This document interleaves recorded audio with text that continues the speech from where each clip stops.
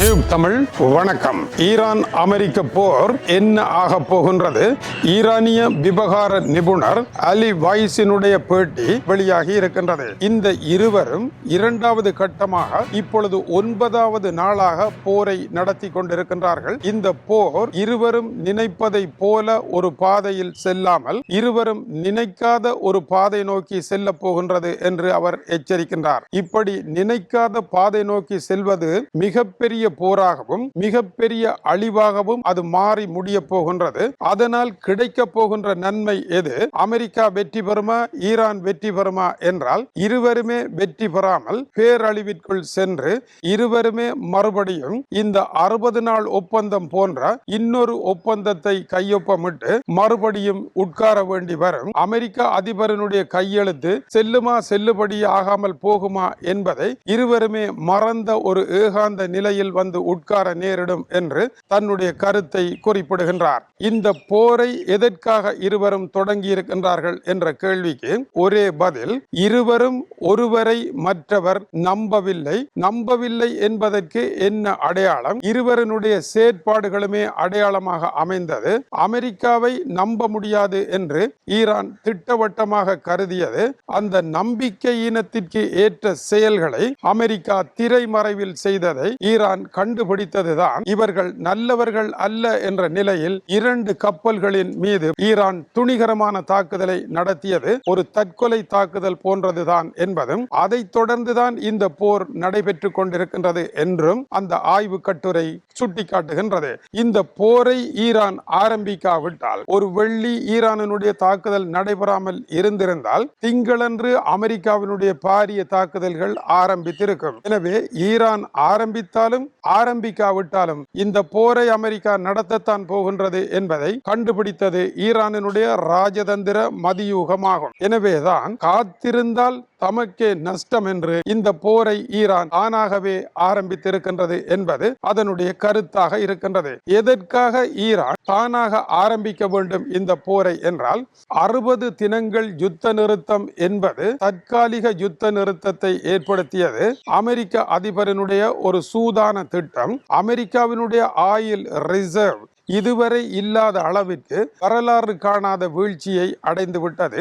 உலகில் பல நாடுகளினுடைய ரிசர்வ் வற்றி வறண்டு விட்டது. இதனால் ஆயிலை சேகரித்து மறுபடியும் பழைய நிலைக்கு வருவதற்கு எல்லா நாடுகளும் 1க்கு 4 மடங்கு அதிகமாக ஆயிலை விலை கொடுத்து வாங்கி தங்களுடைய நாட்டை நிரப்ப தொடங்கினார்கள். இப்படி நிரப்புவார்களாக இருந்தால் என்ன நடைபெறும்? அமெரிக்கா தொடர்ந்து போரை நடத்துவதற்கான பலத்தை பெற்றுவிடும். உலக நாடுகளும் ஈரான் ஹோர்முஸ் நீரிணையை தடுத்தாலும் அது பற்றி அக்கறை இல்லாமல் ஆயில் விலை பெருமளவில் ஏறாமல் உலகமும் இதை கண்டுகொள்ளாமலே விட்டுவிடும். எனவே ஈரானுடைய வியூகம் தோற்றுவிடும். காலத்தை விட்டு கொடுப்பது அபாயமாக அமைகின்றது என்பதை ஈரானுடைய ராஜதந்திரம் கண்டுபிடித்தது. அடுத்தபடியாக ஹோர்முஸ் நீரிணையில் அமெரிக்கா இழைத்த தவறு. ஹோர்முஸ் நீரிணையால் வருகின்ற கப்பல்கள் ஈரானுடைய ரெவல்யூஷன் கார்ட் படைப்பிரிவுடன் சேர்ந்து அவர்களுடைய வழிகாட்டலில் அப்பிராந்தியத்தை கடக்க கூடாது, அவர்களுடன் நீங்கள் உறவு வைக்க கூடாது என்று கப்பல்கள் வருகின்ற பொழுது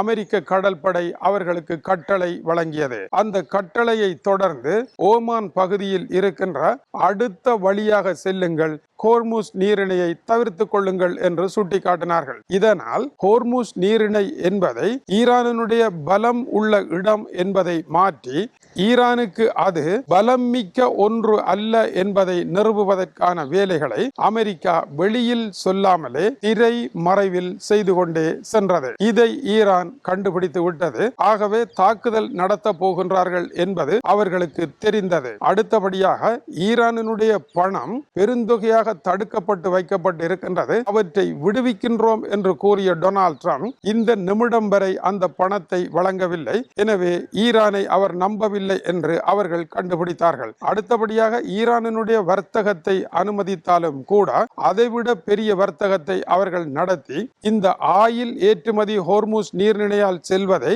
மாற்று தளங்களின் ஊடாக மாற்றி உலகத்தை ஆபத்தில் இருந்து காப்பாற்றுகின்ற வேலையையும் திரைமறைவில் எல்லோரும் இணைந்து செய்து செய்தார்கள். கடைசியில் ஈரான் என்னதான் நடைபெற்றது என்று பார்த்தால் 60 தினங்கள் ஒப்பந்தம் முடிவடைய ஈரானினுடைய வியூகங்கள் எல்லாம் உடைந்து போயிருப்பதையே ஈரான் காணும். அத்தருணம் அமெரிக்காவினுடைய தாக்குதல் மறுபடியும் அரங்கேறும். இதை அவர்கள் உணர்ந்த காரணத்தினால் தான் இனிமேலும் தாமதிக்க முடியாது என்று இந்த யுத்தத்தை ஆரம்பித்து அமெரிக்க அதிபரனுடைய கையெழுத்து இனிமேல் செல்லுபடியாகாது என்று ஈரானினுடைய அதி உயர் மத தலைவர் மொய்டாபா காமானி அறிவித்து அமெரிக்காவினுடைய ஒப்பந்தம் இனி கிழித்து வீசப்பட்ட ஒப்பந்தம் என்கின்ற இடத்திற்கு வருவதற்கான தாக்குதல்களை அவர்கள் ஆரம்பித்தார்கள்.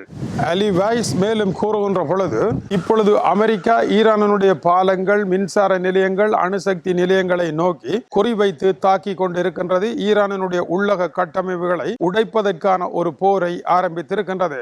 மாறாக ஈரானுடைய தாக்குதல்கள் அமெரிக்கா தடுப்பதற்கு முன்னரே ஜோர்டான் உட்பட ஈராக்கில் நேற்று ஓர் அமெரிக்க படை கொல்லப்பட்டது வரை 17 அமெரிக்க படைகள் இதுவரை கொல்லப்பட்டிருக்கின்றார்கள். இது வெளிவந்த புள்ளி விவரம். ஆனால் வெளிவராத புள்ளி விவரங்கள் இதைவிட அதிகமாக இருக்காது என்று கூறிவிட முடியாது. ஈரானுடைய தாக்குதல்களும் உக்கிரமடைந்த நிலைக்கு சென்றிருக்கின்றன.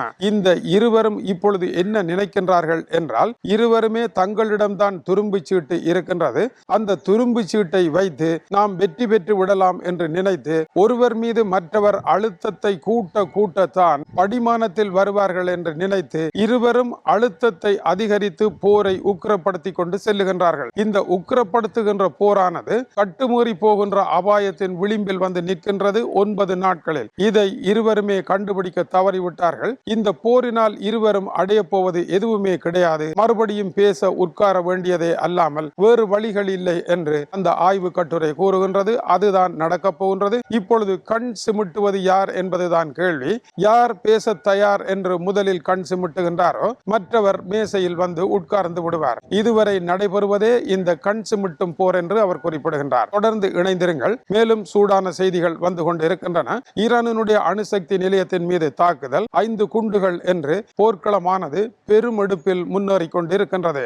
ஆயில் விலை உச்சக்கட்டத்தில் ஏறி கொண்டிருக்கின்றது விஷம் போல. இந்த இடத்தில் அடுத்து என்ன?